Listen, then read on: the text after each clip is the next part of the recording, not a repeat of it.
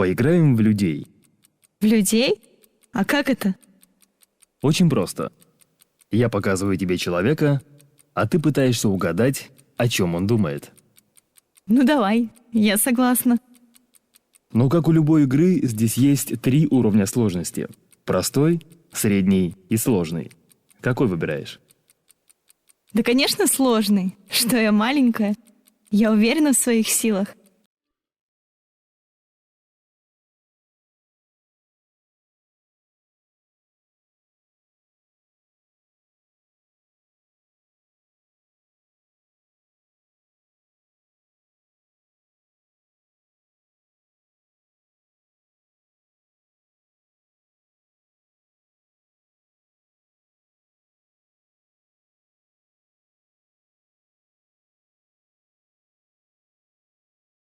Что думаешь?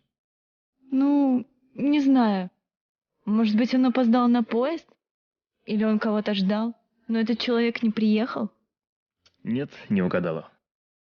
Может быть, он что-то потерял. Или у него что-то украли.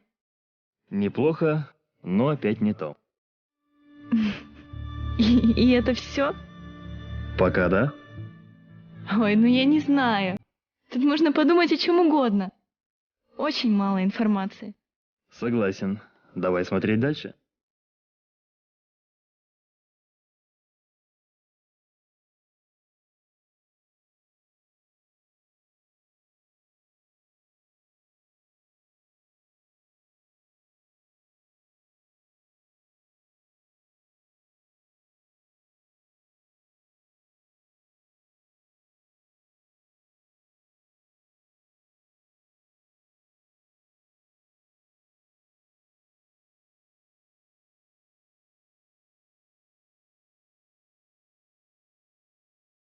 Ну что, есть варианты?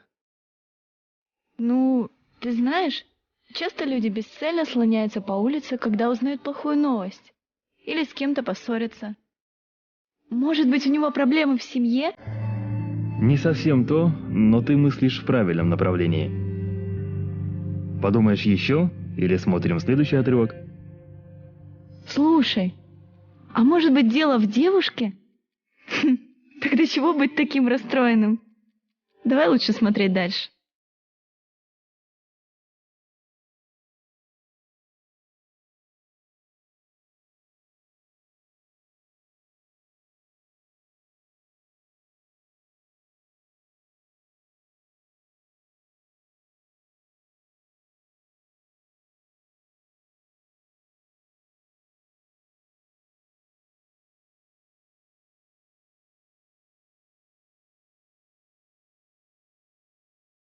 Точно!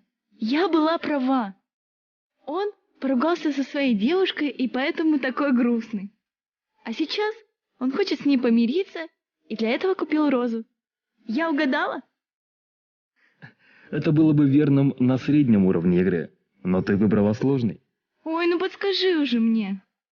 Я думаю, что следующий отрывок даст ответы на все твои вопросы.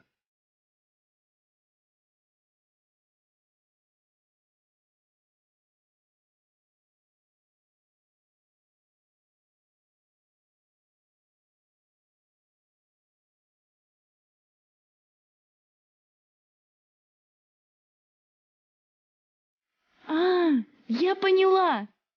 Он влюблен в девушку, которая не может признаться в своих чувствах.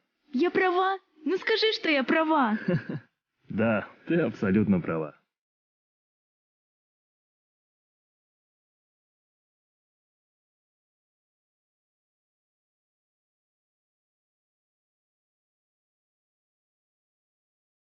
Ой, как все сложно. Вокзал, роза, одиночество. Я запуталась. У тебя есть что-нибудь попроще? Хорошо.